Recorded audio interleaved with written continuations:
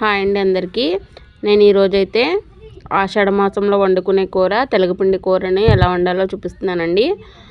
First oil వేసుకుని ఉల్లిపాయ ముక్కలు పచ్చిమిర్చి ముక్కలు కూడా 2 వేయించుకోవాలండి.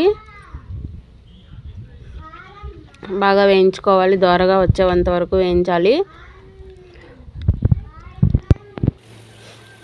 చూడండి బాగా వేగినాయండి, ఎర్రగా వచ్చినాయి ముక్కలు.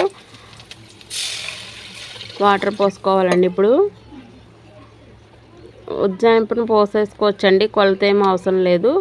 అలాగే వాటర్లోనే కొంచెం కారం, కొంచెం పసుపు, అలాగే కొంచెం ఉప్పు కూడా వేసుకోవాలండి. వేసి ఆ వాటర్ని మరగనివ్వాలండి. మరగాలి, బాగా మరుగుతుంది కదండి. ఇప్పుడైతే తెలగపిండి వేసేసుకుందాం. నేనైతే ఒక ప్యాకెట్ తెలగపిండి వేసానండి. చూసారా ఎలా ఉందో వాటర్లో వేసిన తర్వాత. ఇప్పుడు ఆ వాటర్ అంతా మగ్గాలండి. తెలగపిండి దగ్గరకు వచ్చేసిందండి. వాటర్ ఉంది, ఇంకా కొంచెం ఉంది. ఆ వాటర్ కూడా మగ్గాలి, పొడి పొడిలాడుతూ ఉండాలన్నమాట. వచ్చేసింది చూసారా, తెలగపిండి పొడి పొడిలాడుతూ వచ్చేసింది.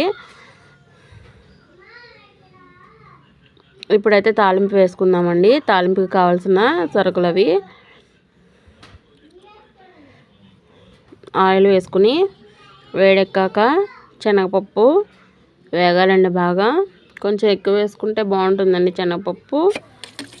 మధ్య మధ్యలో కరకరలాడుతూ ఉంటుంది పప్పు అయితే. అలాగే వెల్లుల్లి కూడా ఎక్కువ వేసుకుంటానండి. నాకు వెల్లుల్లిపాయలు కూడా ఇష్టమండి బాగా.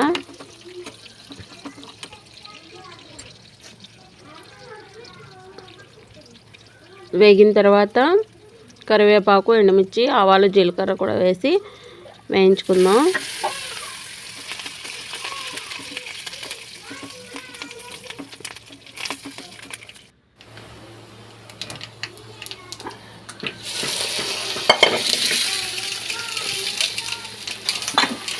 తాలింపు తెలగపిండిలో వేసేసుకుందామండి.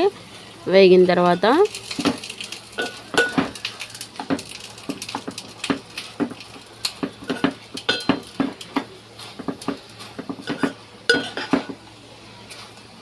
తెలగపిండి కూర అయితే రెడీ అయిపోయిందండి. నా స్టైల్లో నేనైతే ఈ విధంగా చేస్తానండి. మీరైతే ఏ విధంగా చేస్తారో కామెంట్ చేసి చెప్పండి. అలాగే నేను చేసిన ఈ కర్రీ ఎలా ఉందో కూడా కామెంట్ చేయండి. వీడియో నచ్చితే లైక్ చేయండి. అలాగే ఛానల్ని సబ్స్క్రైబ్ కూడా చేసుకోండి.